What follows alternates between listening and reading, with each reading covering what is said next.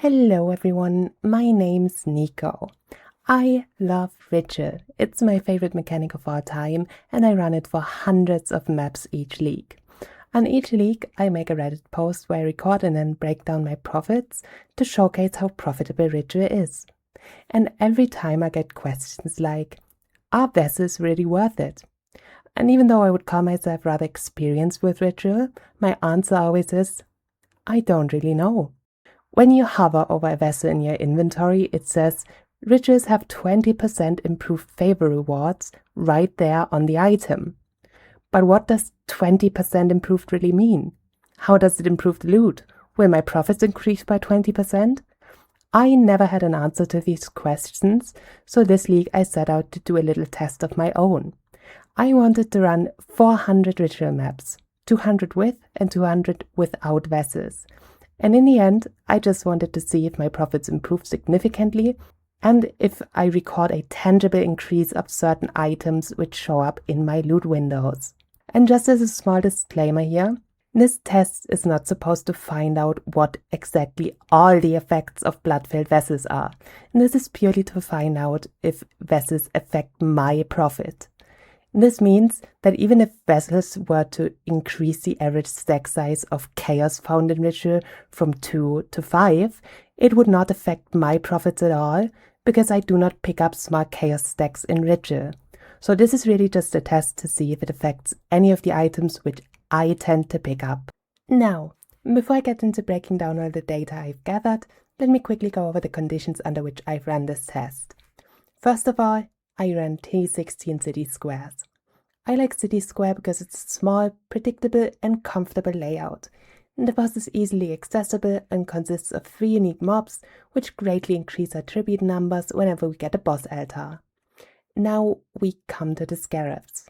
The base scarabs for Ritual are always 2 Ritual Scarabs of Abundance and 2 Ritual Scarabs of Selectiveness. And these are non-negotiable in my opinion, so this leaves 1 open slot. During the 200 maps with the vessels, this will obviously get filled by said vessels. And when I don't use a vessel, I opted for a Ritual Scarab of Wisps. Even though making use of this scarab can sometimes be a bit annoying, this helps me get considerably more tribute per map so that I can keep up with deferring and getting all the rerolls. Okay. Now, as one last thing, let's quickly talk about the Atlas tree. Now, this is a very stock standard and simple ritual tree. We want all of these ritual nodes over here, excluding the 2 keystones here. And then we're just looking to cram a few more monsters into our maps. We do that with these nodes here, increased number of magic and rare monsters. And then we get some increased pack size, some more monster packs. And then we opt into Rogue Exiles. Rogue Exiles are unique mobs and they get revived in our ritual, so they grant us a lot of tribute. And with our leftover points, I personally opted into Mercs. Just because Mercs are new this league and I wanted to try them out, I wanted to see if I can fish for the AGG Merc, and every now and then they carry some nice currency or scarabs. You do not have to take Mercs. They don't interact with a ritual at all. You can use your leftover points to go for anything else, some more scarabs, blueprints, anything you want. As long as you have these ritual nodes over here, the tree is gonna be fine. With all of that out of the way, let's get into the data I've collected and try to answer the question if vessels are actually worth it. First of all, let's look at the total. How many items did I get out of all 400 maps and how much profit did they yield? As you can see here, I have pulled 1,141 items out of Ritual, totaling a revenue of roughly 138,000 chaos or 710 divines. This is a lot, and as we see in the divine per hour calculation a bit later down the line, this has been really profitable.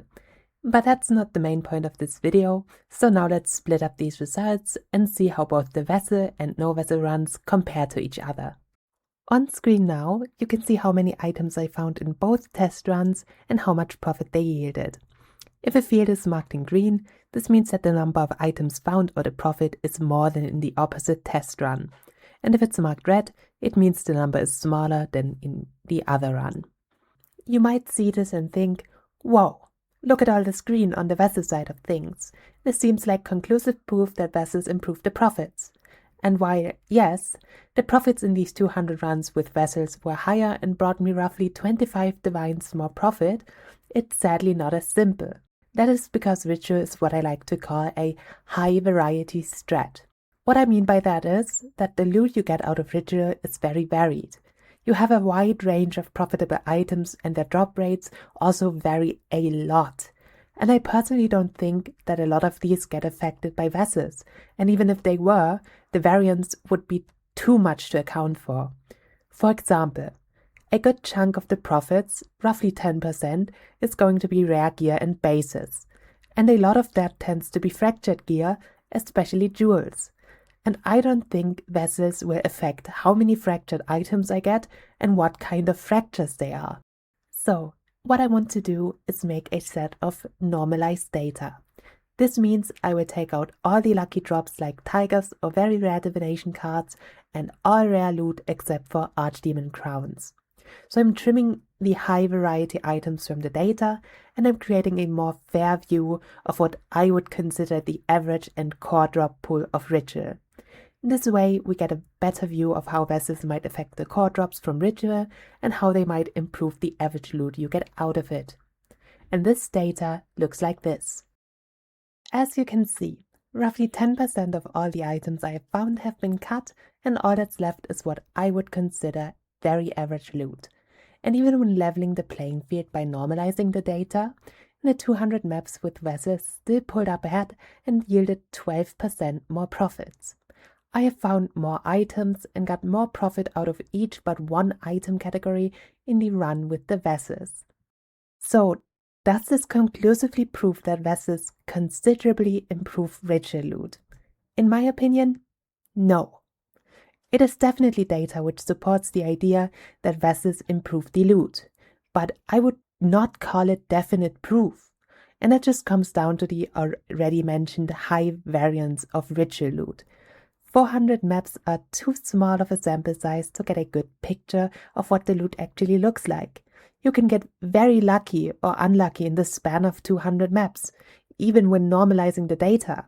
So there's no way to exclude the possibility that, for example, I just got a bit lucky with the divine drops in the Vessel run. And there's no way to adjust for this except for just running more maps. I think to get an actual good baseline, I would need to run at least 500 maps each, totaling 1,000 maps. But that is honestly beyond my capabilities for one league, as this project has already consumed over 30 hours of my time. So I will continue gathering more data during the next leagues and see if that forms a more clear picture. For now, I think I can say that Vessels do something. It's not entirely clear what the extent of that is and how much it actually affects the profits in the long term, but even if you get only the occasional extra divine because of them, or increase your chance at jackpot items by even just a fraction of a percent, I think it's worth always running Vessels solely because of that. If you want to see all the raw data I've gathered and what my calculations look like, plus some fun extra data and graphs, I have linked my spreadsheet down in the description. And now, with my conclusion reached, I only have one thing left to do. This has nothing to do with the main point of the video, but since I painstakingly recorded the data for 400 maps anyway, I wanted to see what the divines per hour for this actually looked like. Let's get into the costs of these 400 maps first. As you can see here, I have spent nearly exactly 70 divines on all of the maps and fragments, bringing me to an average cost of 34 chaos per map. The biggest part of the investment is actually the astrolabes, as they went for 100 C each when I bought them, and they lasted me around 6 maps on average. If you want to run Ritual yourself, you could leave these out if they're too expensive for your taste. Ritual works perfectly fine without them. As previously established, I have made 138,000 chaos from these 400 maps. On top, I'm going to add everything which I got out of the astrolabe vaults, which was 39 divines worth of stuff or another 7,605 chaos. This brings my revenue to a total of 145,723 chaos. And if we now take out the 13,600 chaos investment, that leaves me with a profit of 132,123 chaos, or roughly 678 divines. And how long did all of this take? Reviewing my footage, my average map time is very consistent at around 2 minutes. My in-map time tends to be around 1 minute and 40 seconds and 1 minute and 50 seconds. And adding on top a bit of extra time to account for loading times and the time it takes me to dump my loot into my stash, this brings me to 2 minutes per map. And in total, I ran 452 maps, because that includes all the immutable dogma maps I had to run to get things out of the feral jail. 452 times 2 divided by 60 brings me to a total mapping time of roughly 15 hours.